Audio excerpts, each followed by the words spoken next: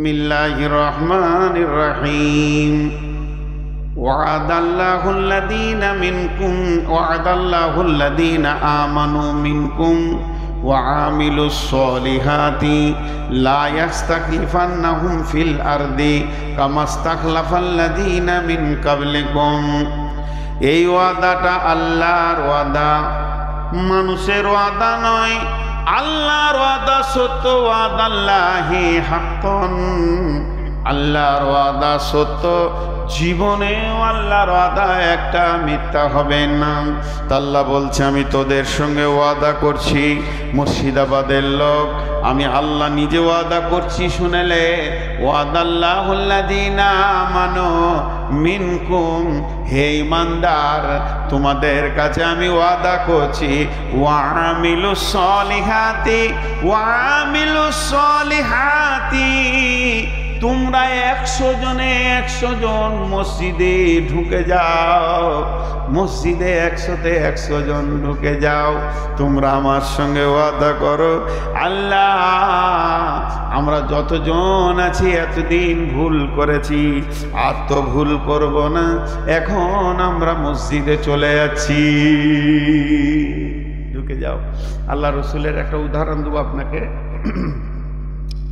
উদাহরণটা আমার ব্রেনের লয়, এটা আল্লাহ রসুল দিয়েছেন। একটা ঘোড়াকে দিয়ে উদাহরণ দিয়েছেন। ঘোড়া যখন কোনো ময়দানে ওর মালিক ওকে খুঁটা দিয়ে চড়তে দেয়, টাঙতে দেয়, আমাদের বর্ধমানের ভাষা হলো টেঙে দিয়েছে, মানে ওই বাঁধা আছে দড়িতে, কোথাও যেতে পারবে না। তো ঘোড়ার তো শিং নেই, গলায় বাঁধা যায় না, তাহলে তো বেরিয়ে পালাবে। ঘোড়ার 2টা পায়ে বেঁধে দেয়, 2টা পাকে আগে বাঁধবে এতটা ডিস্টেন্স করে, যে মাঝে দড়িটা বেঁধে একটা খুঁটা পিটিয়ে দেয়। আল্লাহ রসুল ওই ঘোড়াটার উদাহরণ দিচ্ছে, যে ঘোড়ার মালিক এক সবুজ ময়দানে তাকে ঘোড়ার খুঁটা বেঁধে তাকে খুঁটাটা মজবুত করে পিটিয়ে দেয়।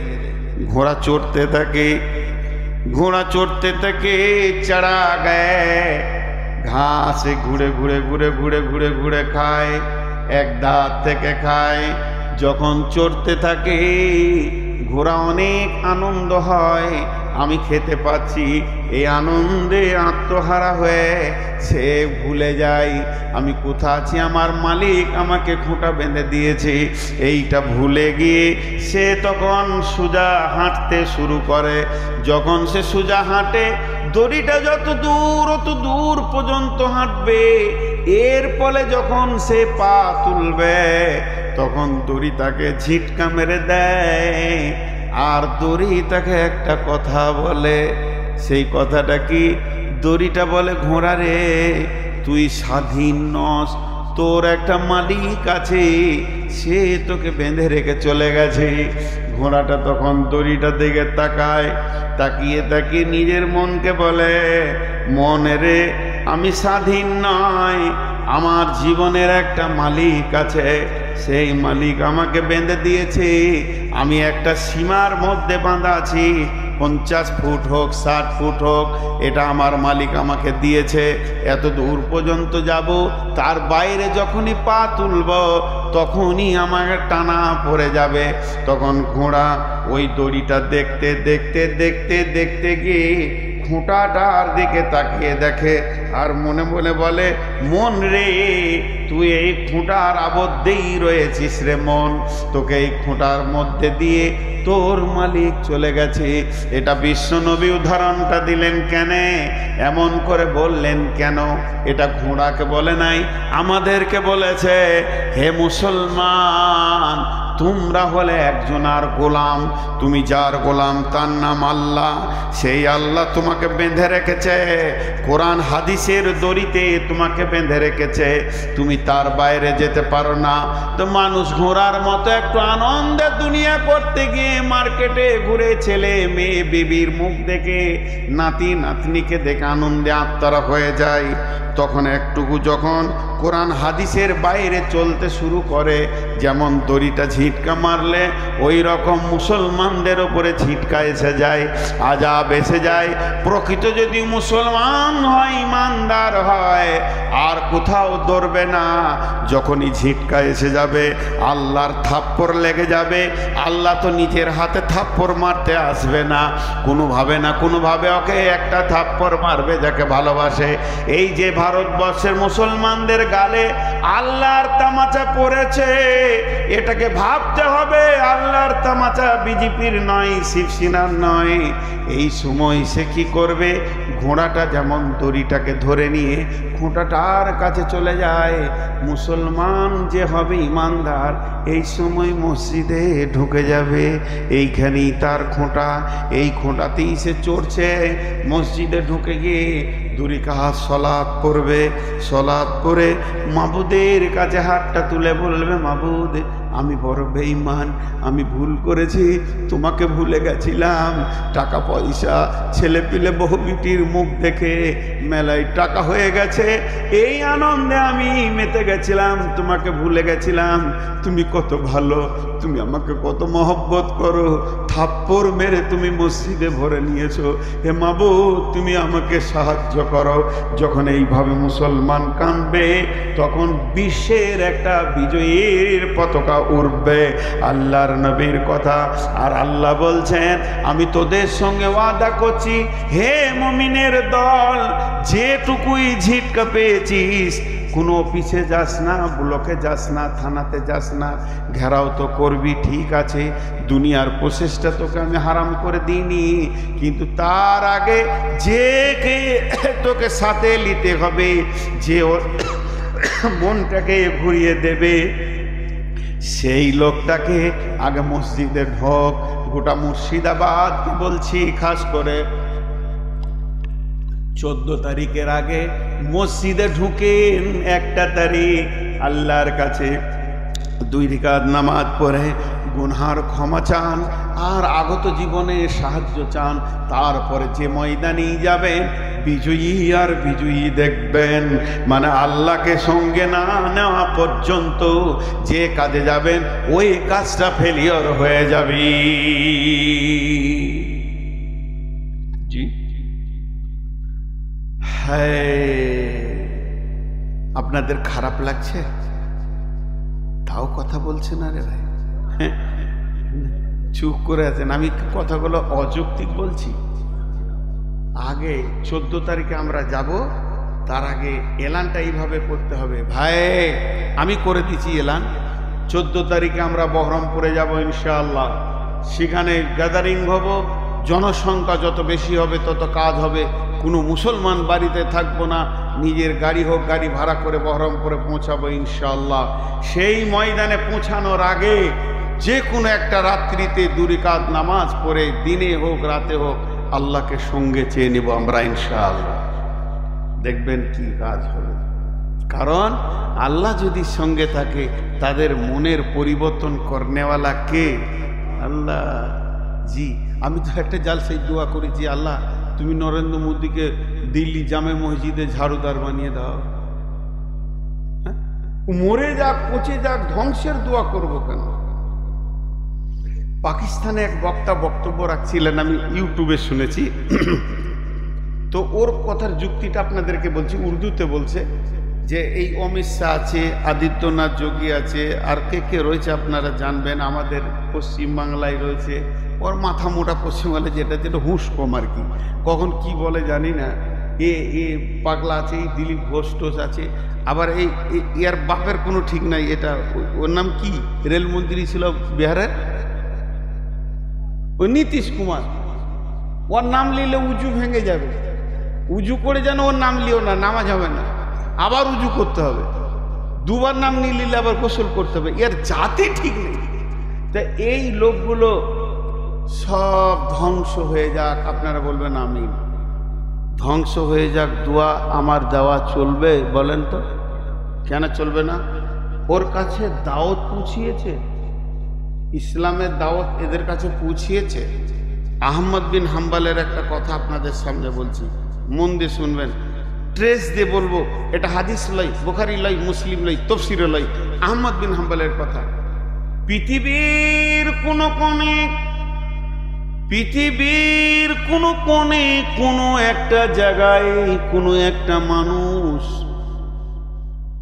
পৃথিবীর কোনো কোণে কোনো একটা জায়গায় কোনো একটা মানুষ, গরু ছাগলের মানুষ বিনা দাওয়াতে বেকালমা হয়ে মারা গেল। তার কাছে দাওয়াত পৌঁছালো না, ইসলামের খবর পৌঁছালো না, আর বেকালমা হয়ে মারা গেল। ওই লোকটা যে গুনাহ হলো, ওই গুনাহটা কিয়ামতের দিন মুসলমানদেরকে ভাগ করে দেয়া হবে। কেন দাওয়াত পৌঁছালো না? বন্ধুরে, এই যে মোদি আছে, যোগী আছে, আর অমিত শাহ আছে, এদের কাছে কালেমার দাওয়াত পৌঁছায়নি, ইসলাম পৌঁছায়নি। এর জন্য মুর্শিদাবাদে আপনাকে আমাকে নূর মোহাম্মদকে আল্লাহ ধরবে না। এদের কাছে কালেমা পৌঁছাবে কে? সৌদি সরকার পৌঁছাবে। সরকারে মিটিং হবে। ও যে লেভেলের লোক, ওই লেভেলের মুসলমান যারা আছে ওদের তো টেলিফোনে কথা হয়, কালেমার দাওয়াত দাও, তৌহিদের দাওয়াত দাও। যদি দাওয়াত কবুল না করে তারপরে বদদুয়া করে দাও। আগেই বদদুয়া করে দিব চলবে না। এর জন্য আমি অনেক জায়গায় বলি, আল্লাহ জাকির নায়েককে আরো কিছুদিন হায়াত দেখ এবং লোকটাকে জান্নাত নসিব করুক। কেন? ওকে দিয়ে পৃথিবীর কোণে কোণে ইসলামের দাওয়াত পৌঁছিয়েছি। টিভি দিয়ে কেউ বলতে পারবে না যে দাওয়াত পৌঁছায়নি। তো ভাইরা আমার, এদের কাছে দাওয়াত পৌঁছাতে হবে। দাওয়াত পৌঁছায়নি, ওদের লেভেলের লোকরা শুয়ে আছে, ভারতের মুসলমানকে মারছে, দুবাইয়ের সরকার ডেকে আবার ডোনেশন দিচ্ছে। শান্তিপ্রিয় নেতা বলে তাকে আবার আখ্যায়িত করছে। জবাব কি লাগবে না? কুড়ুলকে বলছে, গাছ আমাকে কাটছিস কেন? তোর কি করলাম? কুড়ালি ধপ করে গাছে মেরেছে। গাছ বলছে, আমি নরম আর তুই শক্ত, লোহা তো শক্ত, তো তুই আমাকে মারছিস কেন? আমি তোর কি দোষ করলাম? তখন গাছকে কুড়াল বলছে, আমি মেরেছি বে, তোরই জাত আমার পাছায় লেগেছে, উঠেছে। সেও কাট। আজকে ভারতের মুসলমান মরছে, দুবাইয়ের ও হারামখোর ছাঁটা দাড়ি ওর মুখ পানে তাকাইলে ওর উজু ভেঙে যাবে। খালি ফতোয়া দিয়ে দিচ্ছে, আমি সামালতে পারছি না। ও বেঈমান আবার ওকে প্রাইজ দিচ্ছে, বিশ্বের শান্তিপ্রিয় নেতা বলে আখ্যায়িত করছে। এগুলো জবাব কে দিবে? জবাব লাগবে। এরা জানে না যে কি চলছে, খবর পায় না, পায়। এগুলো আমাদেরকে মনে করছে পিঁপড়ে মরছে, গরু ছাগল মরছে, ওরা গদিতে আছে, ও কোটাই মানুষ। জি না, আজকে মুসলমানদেরকে স্ট্রং হতে হবে। আমরা বিজয়ী হবেই, ইনশাআল্লাহ বিজয়ী হব। এ সম্পত্তি ফেরত দিতেই হবে। শুধু ফেরত দিবে না, ওর ডবল দিতে হবে, ওর বাপকে দিতে হবে। কারণ না দিয়ে উপায় নাই। এ সম্পত্তি আল্লাহর পাকারে চলে গেছে, আল্লাহর কাছে কেস চলে গেছে, আল্লাহর কাছে পৌঁছে গেছে। কেউ দিয়েছে না দিয়েছে, আমি নূর মোহাম্মদ দিয়েছি আল্লাহকে, আপনারাও দেন। যখনই নামাজ পড়বেন একটা কথা মুখ দিয়ে বলবেন, আল্লাহ এই তোমার জমির কেস তোমাকে দিলাম। আব্দুল মুতাল্লিব বলেছিল আব্রাহা বাদশাকে, আব্রাহা বাদশা বলছে, ওই তোর ঘর ভাঙতে চললাম, কত তুই ঘরের লোককে দাঁড়া, দুনিয়ার লোক এসে তোর ঘরে খালি পাকার মারছে, চক্কর মারছে, আর আমি একটা আলাদা কাবা করেছি, আমার কাবা কেউ যায় না, তোর ঘরকে ভেঙে দিব। আব্রাহা বাদশাকে বলছে, দেখ ভাই, আমার উটটি লিস না, উটটির মালিক আমি, আমাকে দিয়ে দে, যার ঘর সে দেখে নেবে। দিলে শেষ করে আল্লাহ ফুটিয়ে ফাজা আলাহুম কাসফি মাকুল, একদম তুসুর মতো হয়ে গেল। তাই আমি সমস্ত মুসলমানদেরকে একটা ডাক দিছি, একটিবার আল্লাহর কাছে চোখের পানি ফেলেন। আর কিছু চাই না আপনাদের কাছ থেকে। আমি এই মিডিয়ার মাধ্যম দিয়ে ভারতবর্ষ কেন পৃথিবীর মুসলমানের কাছে ভিখিরির মতো হাত চাইছি। যার যেমন হাত আছে, যার যেমন জ্ঞান আছে, একটিবার মাবুদের কাছে ইস্তেগফার করেন আর আল্লাহর কাছে দুটি হাত তুলে বলেন, এই আল্লাহ তোমার সম্পত্তির হেফাজত তুমি করো, আর আমরা পারছি না, আমরা ব্যর্থ হয়ে গেছি। দেখবেন এর রেজাল্টটা কত ভয়ানক হবে, এর রেজাল্টটা কত ভয়ানক হবে। আল্লাহ বলছেন, বিসমিল্লাহির রহমানির রহিম, লিইলাফি কুরাইশ ইলাফিহিম রিহলাতাস শিতাই ওয়াস সাইফ রিহলাতাস শিতাই ওয়াস সাইফ ফালিয়াবুদু রব্ব হাদাল বাইত আল্লাযী আত'আমাহুম মিন জু'ইন ওয়া আমানাহুম মিন খাউফ। আল্লাহু আকবার। কোরআনে অত খুঁজতে যেতে হবে না, আম্মা পাড়া ছোট্ট সূরা বাংলা তর্জমায় দেখে নেবেন কি বলেছেন আল্লাহ। হ্যাঁ, এই ঘরটা কার? খলিল ভাইয়ের, এইটা কার? জলিল ভাইয়ের, এইটা কার? হবিবুরের, ওইটা কার? জমিরুলের, ওইটা কার? ফখরুলের। আর মসজিদের দিকে যদি আঙ্গুল তুলে বলি এই ঘরটা কার, উত্তর কি দিবেন? কথা বলেন। আল্লাহর। ওই ঘরের মালিকের নাম আল্লাহ। এবার আমি মসজিদের দিকে আঙ্গুল তুলে বলছি ফালিয়াবুদু রব্ব হাদাল বাইত। ফকিরুল মমিনুল জমিরুল মমিন ফকরুল জামিরুল, এদের ইবাদত করতে হবে না, এই ঘরের যে মালিক আছে এর ইবাদত করো। কোরআনে যা আছে সত্য সত্য সত্য সত্য সত্য সত্য সত্য সত্য সত্য। আপনার বুঝে এলো সত্য, আপনার না বুঝে এলো সত্য। আমি বুঝাতে পারছি তো সত্য, আমি বুঝাতে পারছি না আমার ব্যর্থ কোরআন কিন্তু সত্য। আল্লাহ বলছেন ওই ঘরের মালিকের যদি ইবাদত করো আল্লাহ কি দেবেন? দুইখানা জিনিস দেবেন, দুইখানা জিনিস দেবেন। আর ওই দুটি জিনিস যদি পেয়ে যাই কিছু লাগবে না। ওই দুটি জিনিস পৃথিবীর জন্য বলেছেন, মরার পরে বলেননি, মরার পরে যা আছে তা দিবে। দুটি জিনিস দেবে, সেই দুটি জিনিস কি? আল্লাযী আত'আমাহুম মিন জু'ইন ওয়া আমানাহুম মিন খাউফ। এই ঘরের মালিক তোমাদেরকে যখন ভোগ লাগবে খেতে দিবে, তোমাদের অভাবকে উন্মোচন করে দিয়ে বরকতের ময়দানে ভরে দিবে। আর দ্বিতীয়টা কি দিবে? তোমাকে যেদিক থেকে মারতে আসবে ওয়া আমানাহুম মিন খাউফ, তিনি নিরাপত্তার দায়িত্ব দিয়েছে, তোদের গায়ে কেউ হাত দিবে না।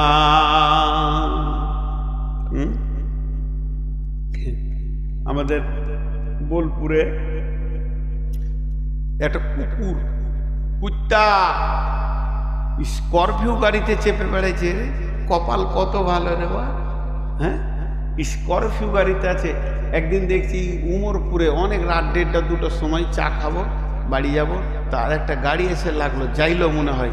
তো সবাই নেমে চা খেয়েছে, তো কুত্তাটা জানলাতে মুখ বার করছে আর জিভ বার করে দেয়। আমি বললাম তোর কপাল কত ভালো রে, কত টাকায় কিনেছিলে? একদিন আমি জলপাই করে গেছি জালসা করতে, আর তখন গাড়ি নিয়ে যাইনি, স্টেট বাস ধরেছি ফজরের পর, আর ফুটফুট করে হাওয়া দিচ্ছে গরমের দিন, কি ভালো লাগছে। এবার শিলিগুড়ি ঢুকছে গাড়িটা, তখন দেখছি একটা মেয়ে এই জাঙ্গিয়া পড়ে আছে আর সব পড়ে আছে, অর্ধ উলঙ্গ মেয়ে, গোটা উলঙ্গ মেয়ে ধরেলেন। একটা নিজের ছেলেটাকে ওই দোলনাতে চাপিয়ে দিয়ে ঠেলছে, ট্যাচার দোলনা খড়খড় করে, আর কুত্তাটাকে কোলে নিয়েছে। মনে মনে ভাবলাম হায় রে, কুত্তার কত কপাল আর ও ছেলেটার কত কপাল খারাপ। সে লাইলনে শুয়ে আছে, কুত্তা আছে কোলে। তো এই কুত্তা, এইটা রাস্তা, আপনাদের এই যে রাস্তা রয়েছে, রাস্তার ওই পাশে হাজির বাড়ি আর এই পাশে রয়েছে মাস্টারের বাড়ি। মাস্টার একটা কুত্তা কিনেছে, তা হাজি আবার আর একটা কিনে নিয়েছে ওকে দেখাবেন লেগে। তো ই কিনেছে 20,000, ও কিনেছে 25,000-এ। নিজের কুত্তাকে খেতে দেয়, গোসল করায়, চিকিৎসা করায়, সাবান দিয়ে গোসল করায়, 3 বার করে সাবান দেয়। একবার দেয় তো 3 বার দেয়, খুব খাওয়াচ্ছে। কিন্তু কুত্তা দুটো ভুল করেছে। হাজির কুত্তাটা মাস্টারের ঘরে ঢুকে গেছে, আর মাস্টারের কুত্তাটা হাজির ঘরে ঢুকে গেছে। রুটি পাবে না লাঠি পাবে? এত ভালো কুত্তা, তারপরও কি দিলে? লাঠি। কারণ যার কুত্তা তার ঘরে ঢুকতে হবে। হাজির কুত্তা হাজির ঘরে ঢুকবে তো বলবে আয় আয়, বস বস বস, খা, আমি খেয়েছি তুইও খা, রুটি দিবে। আর ও মাস্টারের কুত্তাটা ঢুকে গেছে, তোকে লাঠিলে তার চেয়ে তো আবার রাস্তা বেছে না কোন দিকে যাবে। তা আমরা হচ্ছি আল্লাহর কুকুর। মসজিদ ছিল আমাদের চাওয়ার জায়গা, থাকার জায়গা, কাঁদার জায়গা, অভাবে মাথা টোকার জায়গা। ওইটাকে ছেড়ে দিয়ে পঞ্চায়েতে বসেছে আর মার শুরু হয়ে গেছে। আরে আল্লাহর কুত্তা এখানে ঢুকলো কেন? পিটা দেখে পঞ্চায়েতের সামনে যে চেয়ার কটা আছে আর আপনার পার্টি অফিস কার্যালয় তৃণমূলের যত জায়গা আছে 10টা 20টা চেয়ার বসে আছে, তো চেয়ারে বসে আছে তো ঠিক মনে হচ্ছে যে আল্লাহর অলিরা জিকিরে বসে আছে আর কি। হ্যাঁ, যে আল্লাহর পূজা ওরা করে সেই আল্লাহর অলিরা বসে আছে। অতক্ষণ মসজিদে দেয় না, খালি এইদিকে ইমাম সাহেব বলবে আসসালামু আলাইকুম রহমতুল্লাহ, আসসালামু আলাইকুম রহমতুল্লাহ, ও তখন আল্লাহ মেরে দিলে জি মসজিদ ঢুকছে, ওর পেট কামড়ি লেগে গেছে, মসজিদ সালাম ফিরা হবে তো সঙ্গে সঙ্গে বেরিয়ে মেরে দিলে তোর আল্লাহর ঘরে খানিক চাইবো।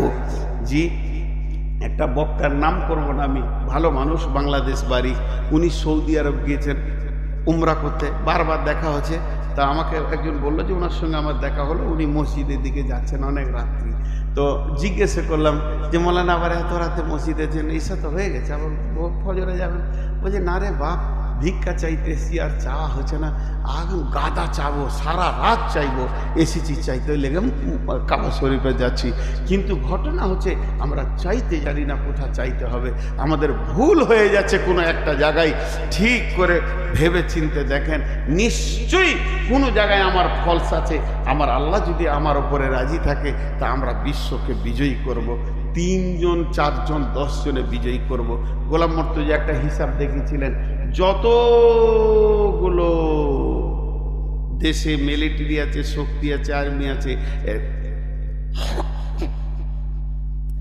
হাই স্কুল আছে, কলেজ আছে, প্রেয়ার লাইন যখন করা হয়, প্রেয়ার মানে হচ্ছে প্রার্থনা, আর আমি ওটাকে পিরিয়ড বলি, মানে ওটার প্রার্থনা লাইন। তো এই লাইনটা যখন করা হয় কোন দিকে দাঁড়ায় বলেন? কোন দিকে দাঁড়াই? একটার পেছনে একটা না একটা পাশে একটা দাঁড়াই? জোরে বলেন না। একটার পেছনে, তার পেছনে, তার পেছনে একটা। সারা পৃথিবীতে এখনো যতগুলো প্রেয়ার করা হয় পেছনে পেছনে দাঁড়ায়, তাহলে এক পেছনে এক কত হলো? তার পেছনে এক কত হলো? এমনি করে 4 5 6 7 যত গুনবেন গুণ ওইভাবে বাড়বে। আর আল্লাহ রসুল প্রেয়ার লাইন কেমন করে শিখিয়েছেন? একটার পাশে একটা। নামাজে কিভাবে দাঁড়ায়? একটার পাশে একটা না একটার পেছনে একটা? একটা পাশে একটা। তো একের পাশে এক কত? একের পাশে এক হলে 2 হয় না 11 হয়? কোন স্কুলে পড়ো তুমি? আর তার পাশে এক, তার মানে তার পাশে এক, তাহলে কত হলো? তো মুসলমানরা যখন 4টা দাঁড়াবে তখন ওদেরকে 1111টা দাঁড়াতে হবে। মুসলমানরা যখন 5টা দাঁড়াবে, 6টা দাঁড়াবে, ওদেরকে 1 লাখ আসতে হবে তবেই পারবে। বিশ্বনবী শিখিয়ে দেখেছেন, কাকে দাঁড়ানো বলে জানো না তোমরা। আর কাঁপিয়েছে এইভাবে পৃথিবীটাকে। শুধু আমরা দুর্বল হয়ে গেছি, নিজেকে আল্লাহকে পেছন থেকে সরিয়ে দিয়ে। এখন আমরা আল্লাহর কাছে এই মর্মে দোয়া করব, হে আল্লাহ